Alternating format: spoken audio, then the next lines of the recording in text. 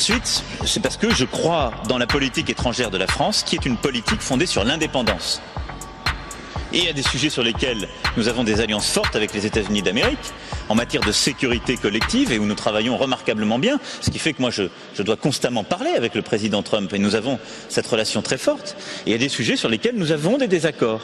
Il n'y a pas d'alignement systématique. Emmanuel vient de dire que l'Europe et les États-Unis ont des engagements communs, notamment en matière de sécurité, mais il ne faut pas avoir peur là-dessus. Nous allons vous aider, nous allons assurer la sécurité. En tout cas, nous allons faire tout ce qui dépend de nous pour qu'il n'y ait plus de nouvelles menaces. Je pense que c'est dans cet axe qu'on doit réfléchir surtout. Quant aux questions de sécurité, je veux rassurer Vladimir. Je n'ai pas peur parce que la France a une armée qui sait se protéger de toute façon seule. Mais j'ai aussi mes devoirs à l'égard de reste des alliés européens. Et je pense que cette architecture de sécurité européenne que j'évoquais tout à l'heure, c'est notre responsabilité. Mais elle ne se fera pas en tournant le dos aux États-Unis d'une part, et elle ne peut pas se faire aux dépens d'autres États de l'Europe d'autre part. Et ça, c'est notre capacité à faire. Donc je n'ai pas peur, et je veux faire. Mais on a chacun notre bout du chemin. C'est bien dommage. Bien dommage. Voici une fois de plus un aperçu de ce qu'on appelle l'élargissement à l'Est, c'est-à-dire des adhésions à l'OTAN violant le contrat établi. 12 mars 1999, Pologne, République tchèque, Hongrie. 29 mars 2004, Bulgarie, Estonie, Lettonie, Lituanie, Roumanie, Slovaquie, Slovénie. 1er avril 2009, Albanie, Croatie. 5 juin 2017, Monténégro. Tandis que la Russie est condamnée dans la presse mondiale et dans les médias du mainstream d'une manière tout à fait unanime comme un État agresseur et belliciste, comme cela vient d'être mentionné, la Russie s'est comportée de manière totalement non agressive. Par contre, l'administration américaine, au cours des 231 années de son existence, depuis 1776, a mené plus de 220 guerres d'agression, d'intervention militaire, ou a été impliquée dans des actions belliqueuses de même type. Elle a par exemple participé avec ses services secrets aux attaques terroristes et tentatives de putsch sur le territoire d'un autre État. Alors que les États-Unis n'ont même pas été attaqués une seule fois. Pour rappel, voici un extrait des guerres menées par les États-Unis depuis 1979. 1979, Afghanistan. 1980, Salvador. 1986, Haïti. 1987, Liban. 1990, Deuxième guerre du Golfe. 1991, Première guerre d'Irak. 1992, Somalie. 1995, Bosnie. 1999, Kosovo. 2001, Afghanistan. 2003, Deuxième guerre d'Irak. 2011, Libye. 2013, Syrie. 2014, Ukraine.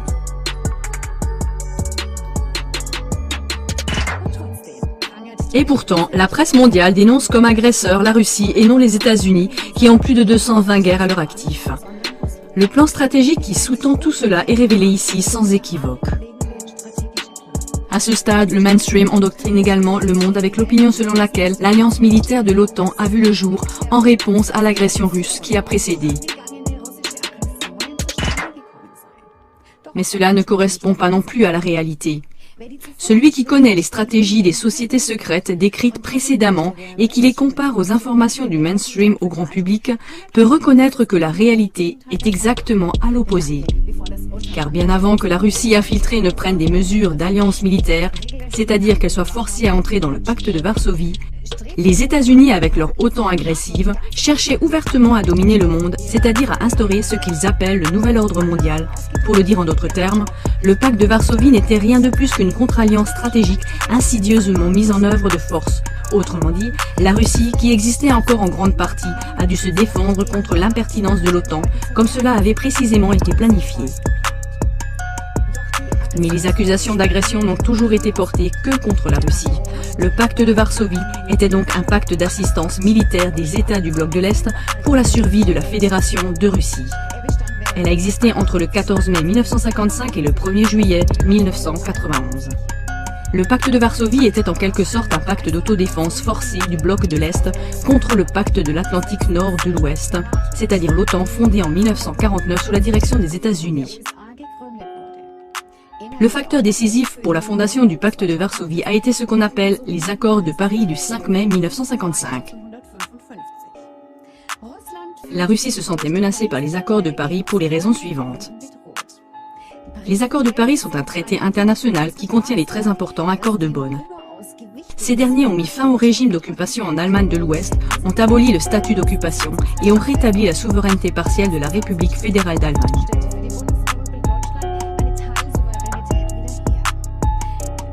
Mais qui a rédigé ces accords de Paris qui menaçaient la Russie?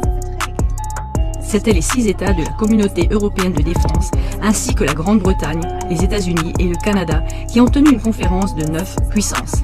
C'est là que le cabinet américain d'Eisenhower et le cabinet de Churchill de Grande-Bretagne se sont déclarés prêts à poster des forces armées sur le continent européen.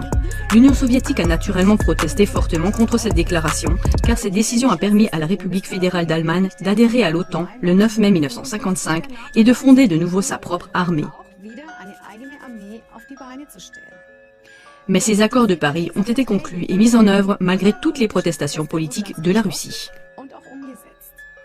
En d'autres termes, c'est l'agression précédente de la conférence des 9 puissances, dirigée par la Grande-Bretagne et les USA et l'Allemagne nouvellement militarisée, qui a menacé la Russie.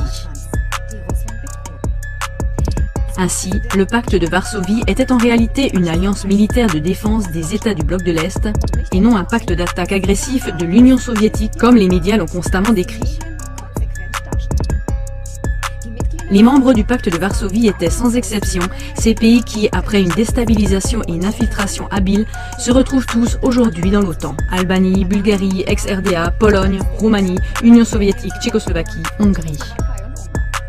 La presse du mainstream, cependant, a dénoncé le pacte de Varsovie, parce que le commandement russe l'a utilisé pour former des États satellites et a imposé une interdiction stricte à ses États membres d'accepter l'aide occidentale au moment de l'introduction du plan Marshall. Celui cependant qui connaît les liens mentionnés précédemment ne sera pas surpris.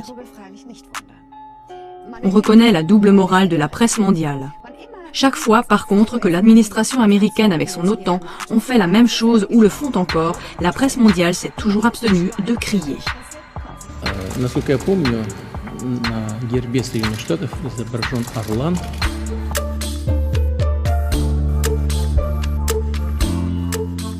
С одной стороны он держит 13 стрел, а с другой стороны оливковую ветвь, как знак миролюбивой политики, с 13 оливками.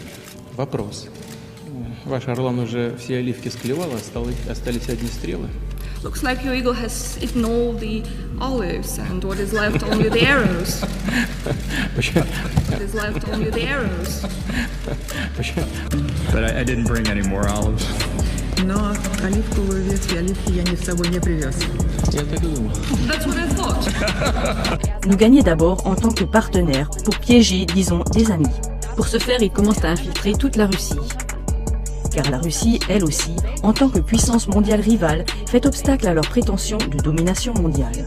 Dans ce cas, il serait encore plus impossible de se présenter grossièrement une massue à la main. C'est pourquoi la Russie doit d'abord être secrètement déstabilisée et affaiblie de l'intérieur. Tout d'abord, on infiltre en Russie des ambassadeurs bien intentionnés, des modèles économiques prometteurs et bien d'autres choses.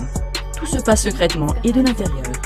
La Russie est délibérément divisée, déstabilisée par la mauvaise gestion, les idéologies, les révolutions de toutes sortes, jusqu'à ce que le monde entier panique devant la Russie. C'était le prélude stratégiquement planifié pour briser la puissance de l'Europe.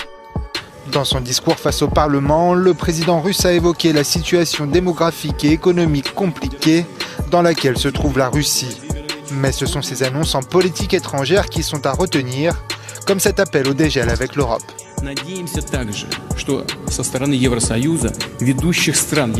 Nous espérons que de vrais pas vont être faits par l'Union européenne et ses pays moteurs pour la reconstruction d'une relation politique et économique normale. Les citoyens de ces pays sont intéressés par cette coopération, y compris bien sûr les petites, moyennes et grandes entreprises européennes.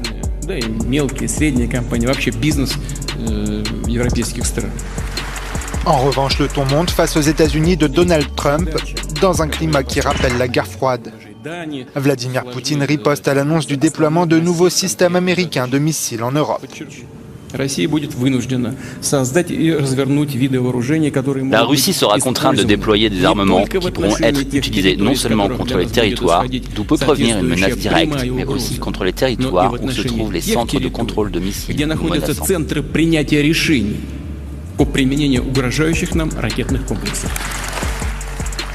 La Russie doit se doter d'ici à 2021 de nouveaux missiles à portée intermédiaire.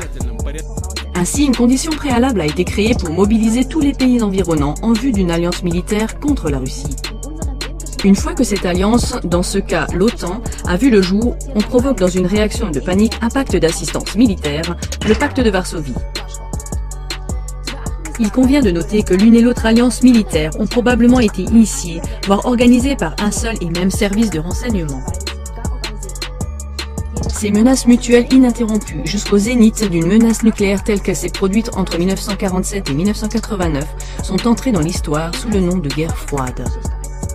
C'était tout aussi intentionnel, parce qu'aucun citoyen de la Terre ne voudrait expérimenter comment ce monde est englouti par une boule de feu nucléaire. C'était le plan. Ce frisson dans le dos, cette peur de la mort chez tous, cette guerre froide. On envoie alors stratégiquement un apôtre russe de la paix, provenant bien sûr des cercles des sociétés secrètes nommées ci-dessus, apôtre qui réussit devant un monde tremblant à dissoudre de nouveau l'alliance du bloc de l'Est, qui est une menace sur le plan militaire. Une nouvelle merveille du monde a eu lieu. Presque du jour au lendemain, toute l'Union soviétique s'effondre sur elle-même et un jalon a été posé. La Russie a été déstabilisée et on peut donc alors s'attaquer progressivement au deuxième objectif stratégique, mais toujours prioritaire, à savoir la conquête européenne prévue dès le départ. Ceux qui avaient réussi à infiltrer la Russie s'installent maintenant à Bruxelles et s'orientent stratégiquement avec l'ensemble de l'Europe vers l'asservissement définitif de la Russie, ennemi maléfique. Et bien sûr, ils n'expliquent pas à Bruxelles que fondamentalement ce n'était pas la Russie, mais eux-mêmes qui étaient la menace rouge. Les mêmes sociétés secrètes qui, autrefois, affaiblissaient et déstabilisaient la Russie de l'intérieur, cherchent maintenant à détruire définitivement depuis l'extérieur la Russie en tant que grande puissance. Aujourd'hui, les acteurs mondiaux ont en même temps entre leurs mains l'Europe et la Russie, une situation gagnant-gagnant classique, mais seulement pour les stratèges globaux, seuls et entre eux. Désormais, ces compagnons sans domicile feront jouer d'abord les deux grandes puissances que sont la Russie et l'Europe l'une contre l'autre. L'OTAN, composée de la plupart des pays européens autour de la Russie, qui en fin de compte doit également être affaiblie et soumise, devrait maintenant aussi mener la Troisième Guerre mondiale. Troisième Guerre mondiale qui, depuis l'époque de Mazzini, est sur l'agenda des alliances secrètes évoquées. Rien de tout cela n'a donc émergé des prétendues intentions que la presse mondiale nous pousse à croire depuis des décennies.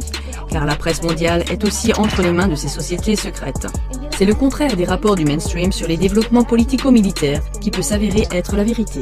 Pour saigner à blanc des pays, aucun sacrifice n'est trop grand pour des stratèges globaux. Aucun peuple et aucune culture ne compte. Aucun sacrifice de peuple, de culture n'est regrettable. Après ces considérations préliminaires indispensables, nous examinons maintenant l'histoire des adhésions de l'OTAN, c'est-à-dire l'élargissement à l'Est d'un point de vue susmentionné. Nous sommes au moment très stratégique où la première œuvre préparée d'avance a été réalisée, où la Russie a été affaiblie de l'intérieur et dénigrée de l'extérieur comme ennemie du monde.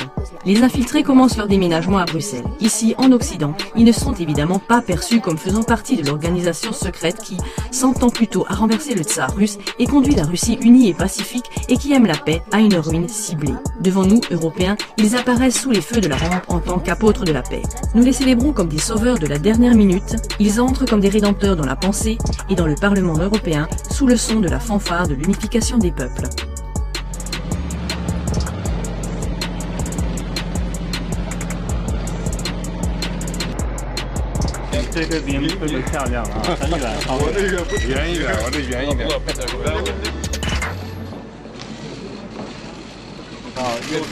наполнение. 可以加上这个鱼子酱，这个要拌上鱼子酱。对，看我们家。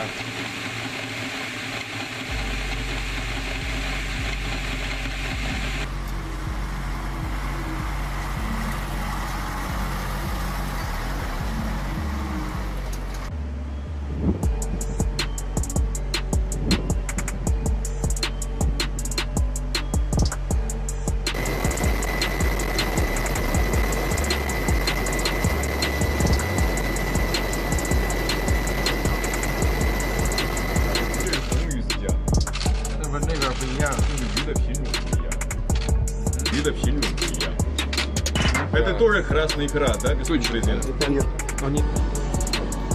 俄罗斯可以用一下白酒。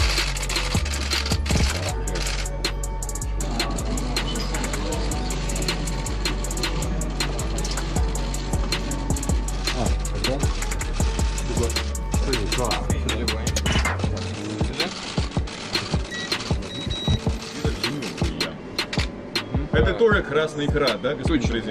Adhésion à l'OTAN, élargissement à l'Est. En 1999, sous la direction du franc-maçon du 33e degré, Mikhail Gorbatchev, la Russie a permis la réunification de l'ancienne République démocratique allemande, RDA, avec la République fédérale d'Allemagne, RFA. C'est ainsi que la Russie a rendu possible l'adhésion de la Nouvelle-Allemagne dans son ensemble à l'OTAN. La Russie a retiré ses troupes de la République démocratique allemande. Comme seule contre-valeur, Gorbatchev exigeait qu'il n'y ait plus d'expansion de l'OTAN vers l'Est. L'administration américaine et l'Allemagne l'ont promis dans un esprit fraternel. Cependant, peu après le retrait des troupes russes, l'OTAN a commencé son expansion vers l'Est sous la domination des États-Unis. En d'autres termes, sa politique d'encerclement de la Fédération de Russie. Voici à quoi cela ressemblait. Dès 1997, moins de 7 ans après cette promesse, l'OTAN a entamé ses premières négociations d'adhésion avec la Pologne, la République tchèque et la Hongrie. Et à partir de 1999, ce qu'on appelle l'élargissement à l'est de l'OTAN a commencé, c'est-à-dire les premières adhésions à l'OTAN qui violaient ce contrat. À ce stade, l'observateur neutre se place dans la position de la Russie et se demande s'il perçoit le nouveau partenaire américain davantage comme un ami ou comme un agresseur, alors qu'il installe son expansion de l'OTAN, contraire au contrat, directement aux portes de la Russie. Le 12 mars 1999, la Pologne, la République tchèque et la Hongrie ont adhéré les premiers à l'OTAN. Et la Russie, précédemment vidée de sa substance, a regardé à nouveau comme au bon vieux temps d'avant son infiltration, sans réaction agressive. Cela a évidemment encouragé l'administration américaine à poursuivre les négociations d'adhésion à l'OTAN aux portes de la Russie. À ce stade, il convient de rappeler à nouveau que ceux qui infiltrent la Russie la quittent systématiquement, car la Russie doit finalement être libérée, ou peut-être plutôt achevée, à mon avis. Depuis que le véritable agresseur s'est retiré de l'intérieur de la Russie a retrouvé sa mentalité traditionnelle. Ce n'est que 5 ans plus tard, le 29 mars 2004, que 7 autres pays du bloc de l'Est rejoignent l'OTAN. La Bulgarie, l'Estonie, la Lettonie, la Lituanie, la Roumanie, la Slovaquie et la Slovénie. Et la Russie regardait toujours, ou bien de nouveau sans réaction agressive. Ce n'est que lorsque l'OTAN a voulu amener l'Ukraine à rejoindre l'UE et l'OTAN en 2008 que la Russie a commencé à réagir de manière visible. Et cela seulement après que le président ukrainien Yanukovych refuse toute adhésion à l'UE et à l'OTAN. Parce que UE et OTAN ne sont que des termes interchangeables pour une seule et même chose. L'UE n'a absolument rien à voir avec les peuples d'Europe. L'UE est exclusivement une plateforme d'opération de l'OTAN et de son oligarchie financière transatlantique, c'est-à-dire des dictateurs économiques. Ainsi, lorsque Yanukovych a refusé d'adhérer à l'UE-OTAN, il a été très rapidement destitué en 2014 par une opération américaine sous faux pavillon. Et on a mis à sa place Porochenko, un candidat favorable à l'UE-OTAN.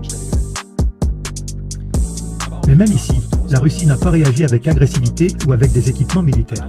Ce n'est que par une habileté extrême et des mesures politiques hautement tactiques que Vladimir Poutine a réussi à ramener en Russie par des élections libres la Crimée, lieu militaire stratégique le plus important de la Russie sur son front occidental. Cet acte de défense, réalisé avec une grande maîtrise de soi et exclusivement sur le plan politique, a néanmoins été immédiatement qualifié par toute la presse mondiale d'agression dangereuse de la part de la Russie. Une fois de plus, la presse mondiale n'a pas du tout considéré les nouveaux avancements de l'administration américaine et de l'OTAN comme une agression.